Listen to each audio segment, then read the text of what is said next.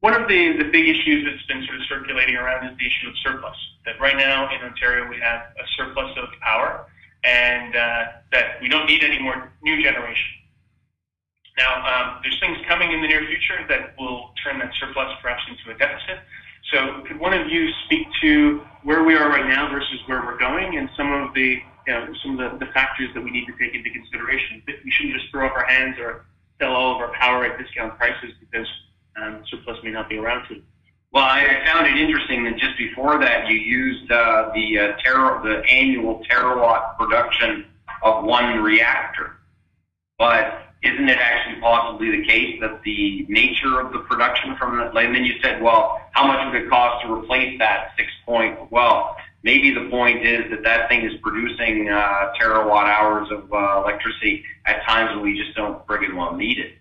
And this is, I think, one of the patterns, the attribute of nuclear that we have to take a hard look at. I'm a bit different than Jack on nuclear because I think at least is because I'm not particularly ideologically opposed to it, but I think actually fiscally and in terms of how much base supply we need from nuclear, I really think these are the grounds upon which to attack these decisions going forward. And what are all these factors that in the future we're going to have more, higher demand? I think that's the other thing is, as best as I can tell, the forestry sector is not coming back.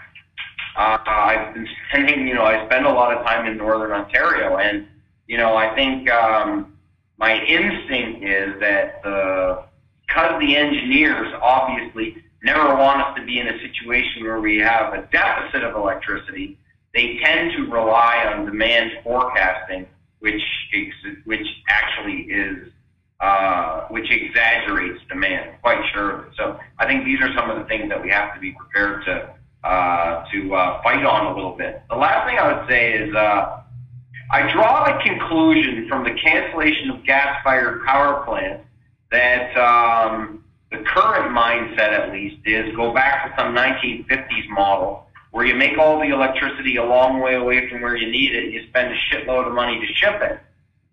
But people, as Dawn McCabe already said, people also don't want transmission assets crossing their territory. So NIMBYism can play its role there also. Anyway, it leads me to the conclusion that gas-fired power plants have a lot to do with air conditioning load.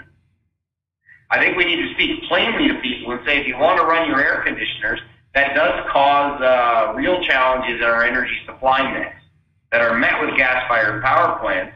And if you don't like that, and you don't like the transmission to bring it from further afield, then I think it really does create an interesting dynamic for broad-based rooftop solar that fits so neatly with the peak demand and the caused by air conditioning. Okay, I've got to respond to George. Now, George, you know I love you, and you know I agree with virtually everything you say, but don't call me an ideologue.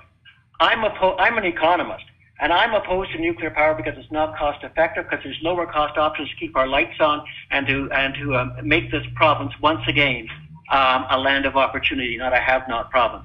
And I was opposed to nuclear way back when you were a supporter of nuclear. And I'm not an ideologue, I'm an economist, and I'm focusing on the bottom line. Okay, I appreciate the clarification, but we're on a relatively similar page. And I don't think I moved 2 nuclear units forward when I was energy minister, so I didn't really understand your full comment there.